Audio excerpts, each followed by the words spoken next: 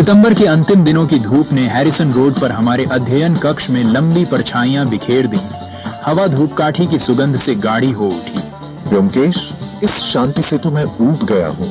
कोई नया मामला नहीं, कोई रहस्य नहीं। ऐसा लगता है जैसे कलकत्ता के सारे अपराधी छुट्टी पर चले गए हैं। अजीत, धैर्य रखो। अपराध हमेशा छाया में छिपा रहता है, सही मौके का इंतजार करता है। खामोशी अनकही संभावनाओं से बोझिल लग रही थी, जैसे कोई रहस्य हमारी दरवाजे के ठीक बाहर इंतजार कर रहा हो। एक तेज खटखटाहट ने सन्नाटा तोड़ दिया, जो धीमे रोशनी वाले हॉलवे में गूंज रही थी। हवा प्रत्याशा से भारी लग रही थी, मानो घर खुद सांस रोककर किसी चीज के होने का इंतजार कर रहा हो। दरवाजा चरमराया और खुला। सामने एक छायादार अंदरूनी हिस्सा दिखाई दिया, जहां हर कोने में रहस्य ठहरे हुए लग रहे थे। एक जवान आदमी, बिमल, हिचकिचाते हुए अंदर कदम रखा। उसका चेहरा चिंता से ढका हुआ था। उसकी आंखें कमरे में नर्वस होकर इधर उधर घूम रही थीं, मानो ऐसे उत्तर खोज रही हों जो खुद को प्रकट करने से इनकार कर रहे हों। वह रुक गया, अपने विचारों को समेटते हुए, और अंत में बोला। उसकी आवाज थोड़ी सी कांप रही थी। व्योमकेश बाबू, डॉक्टर वर्मा कहते हैं कि यह एक स्वाभाविक मृत्यु थी, लेकिन मुझे यकीन नहीं हो रहा। सब कुछ अचानक हुआ और डॉक्टर की दवा शुरू होने के बाद ही मेरे चाचा की तबीयत बिगड़ने लगी। मुझे समझ नहीं आ रहा कि क्या करूं। मेरे चाचा की हालत डॉक्टर की दवा शुरू होने के बाद ही बिगड़ने लगी। क्या यह सच में स्वाभाविक था या कुछ और छुपा है? क्या आपके पास डॉक्टर का प्रिस्क्रिप्शन है? अगर आप हमें वो दिखा सकें तो शायद हम कुछ सुराग ढूंढ सकें। कांपते हाथों से बिमल ने अपनी जेब में हाथ डाला और एक मुरझाया हुआ प्रिस्क्रिप्शन निकाला। कागज पर ताकत के लिए एक टॉनिक और नींद के लिए कुछ गोलियां लिखी थी।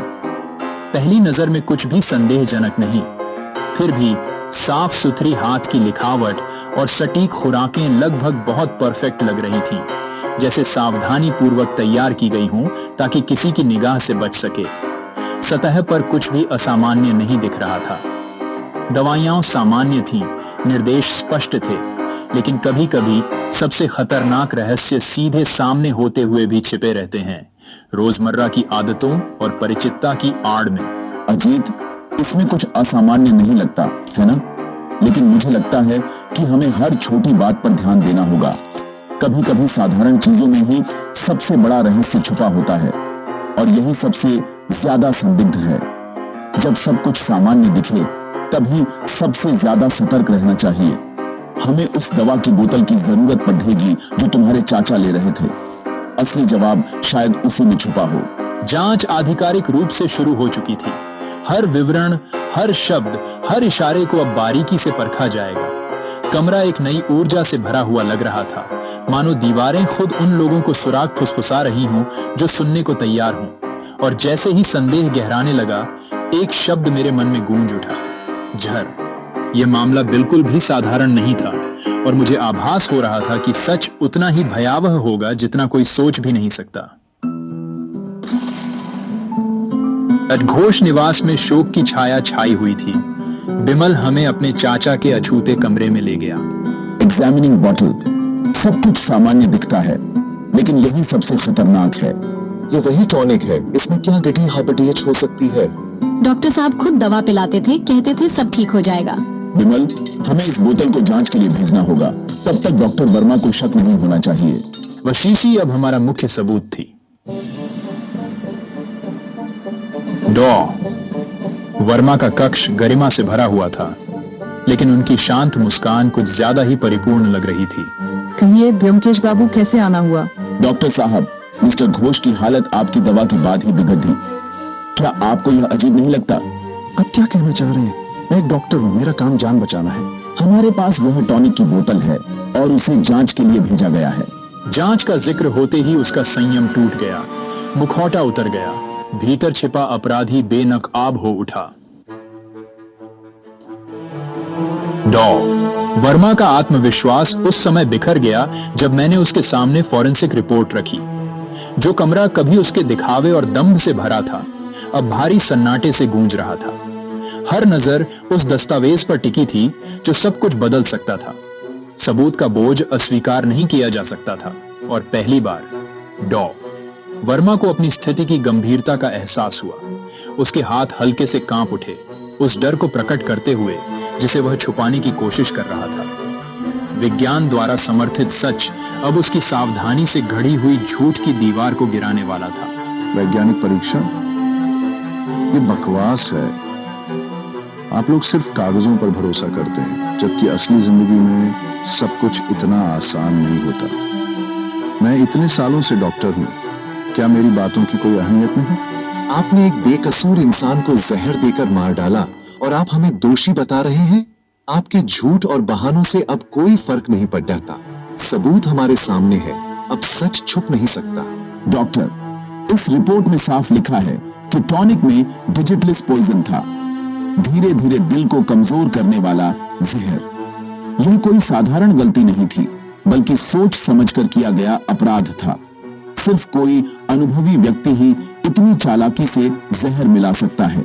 रिपोर्ट में एक सुनियोजित झरखोरी का ब्यौरा था, जिसके लिए न सिर्फ दुर्लभ पदार्थों तक पहुंच की जरूरत थी, बल्कि उन्हें तुरंत पकड़े बिना इस्तेमाल करने की गहरी समझ भी आवश्यक थी। यह अपराध चिकित्सकीय विशेषज्ञता और भयावह निष्ठुरता दोनों की मांग करता था। रिपोर्ट का हर पन्ना पूर्व नियोजन और ठंडी गणना की तस्वीर पेश कर रहा था। डॉ वर्मा हार मानकर बैठ गए। उनका उद्देश्य सरल लालच के रूप में उजागर हुआ। धन का लालच उन्हें मानव जीवन के मूल्य को देखने से अंधा कर गया था। अब अपनी सुरक्षा खो चुके वह अपनी प्रतिष्ठा या सेवा के वर्षों के पीछे छिप नहीं सकते थे। वह मानता था कि उसका अपराध अज्ञात रहेगा, लेकिन विज्ञान ने सच उजागर कर दिया। अंततः यह संदेह या अफवाह नहीं थी, बल्कि तथ्यों की अडिग खोज और वैज्ञानिक जांच की सटीकता थी, जिसने न्याय सुनिश्चित किया। चाहे धोखा कितना भी चतुर क्यों ना हो, सबूत हमेशा बोलते हैं।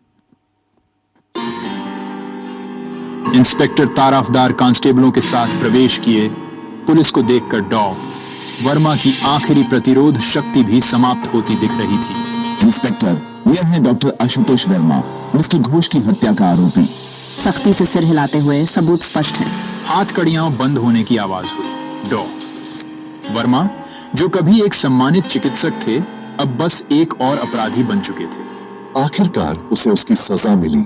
हमने श्री घोष को वापस नहीं ला पाए, लेकिन हमने सच को उजागर करके उनकी स्मृति का सम्मान किया। Justice was served, restoring balance to a world shaken by betrayal. अपने अध्ययन कक्ष में लौटकर शाम की हवा शांत थी, लेकिन मामले का अंधकार अभी भी बरकरार था। डूबते सूर्य की सुनहरी आभा पर्दों के माध्यम से छनकर कमरे में लंबी परछाइयां डाल रही थी। हम में से हर कोई चुपचाप बैठा था, विचारों में खोया हुआ।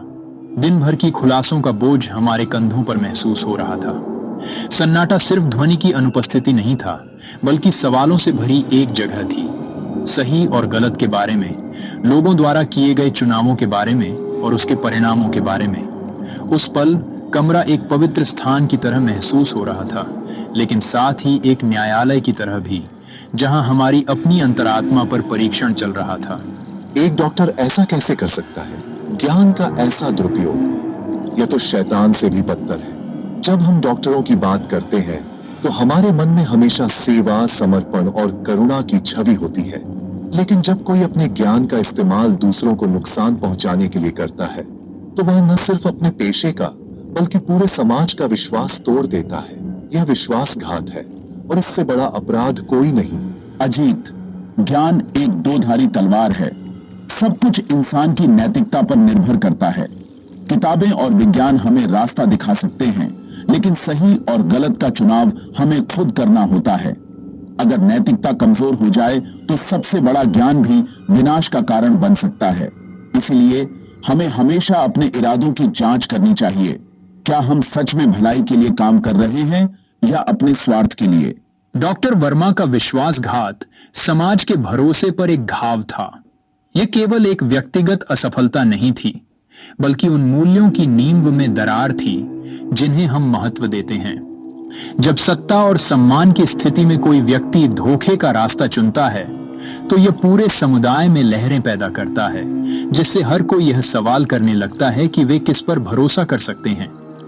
विश्वासघात का दर्द तथ्यों के सामने आने के बाद भी लंबे समय तक बना रहता है और इसके द्वारा छोड़ी गई चोटें आसानी से ठीक नहीं होती। न्याय हो गया अजीत, लेकिन यह मामला एक चेतावनी भी है। हमें हमेशा चेहरों के पीछे छिपे इरादों को देखना चाहिए। हर इंसान के भीतर एक छुपा हुआ सच होता है जिसे समझना आसान नहीं। हमें सतर्क रहना चाहिए क्योंकि कभी-कभी सबसे भरोसेमंद चेहरा भी धोखा दे सकता है। यह घटना हमें सिखाती है कि सच्चाई की तलाश कभी खत्म नहीं होती। सच्चा न्याय केवल सजा नहीं है बल्कि समाज के लिए एक सबक भी है। यह हमें याद दिलाता है कि हमारे कर्म अच्छे हों या बुरे, हमारे चारों ओर की दुनिया को आकार देते हैं।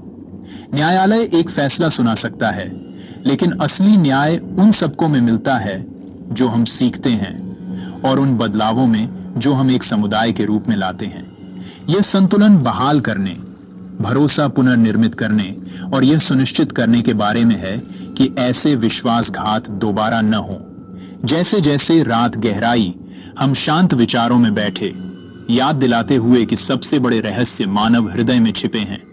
बाहर शहर शांत था, लेकिन अंदर हमारे मन नैतिकता, न्याय और भरोसे की नाजुक प्रकृति के विचारों से दौड़ रहे थे। अंततः केवल अपराधों को सुलझाना ही नहीं, बल्कि वे सबक जो हम आगे लेकर चलते हैं, वास्तव